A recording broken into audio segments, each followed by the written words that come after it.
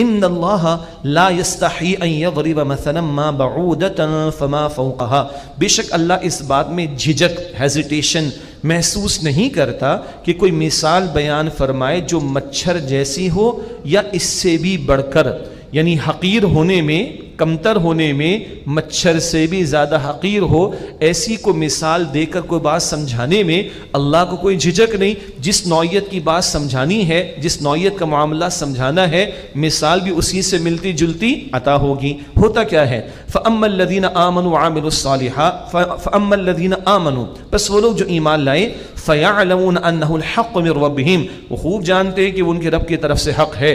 رب نے جو مثالیں بیان فرمائی وہ ہدایت کا سامان بنتی ایمان والوں کی، تو یہ کیفیت ہے۔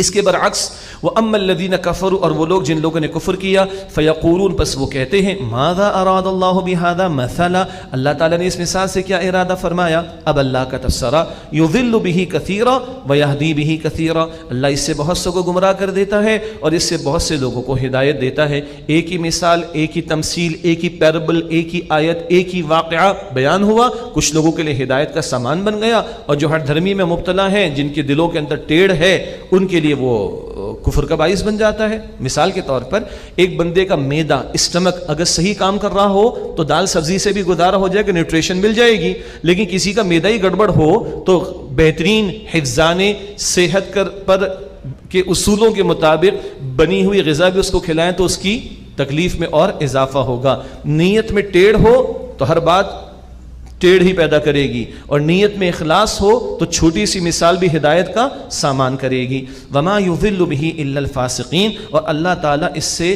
فاسق لوگوں کو ہی گمراہ کرتا ہے۔ یہ مقام بیان کر کے کچھ لوگ کہتے ہیں دیکھو بھائی قرآن سے نا گمراہی ہو جائے گی اگر تم نے سمجھ کر پڑھنے کی کوشش کی تو۔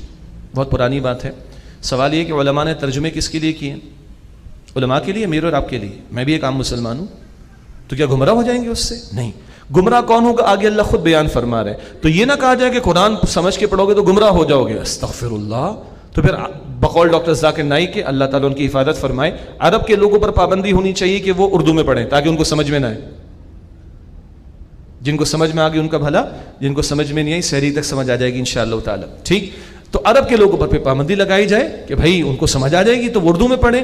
ہم پر پابندی لگائی جائے کہ ہم اردو میں نہ پڑھیں تو گمراہ ہو جائیں گے، تو ان پر پابندی لگنی چاہیے کہ وہ، یہ تو نہیں کہا جا سکتا نا۔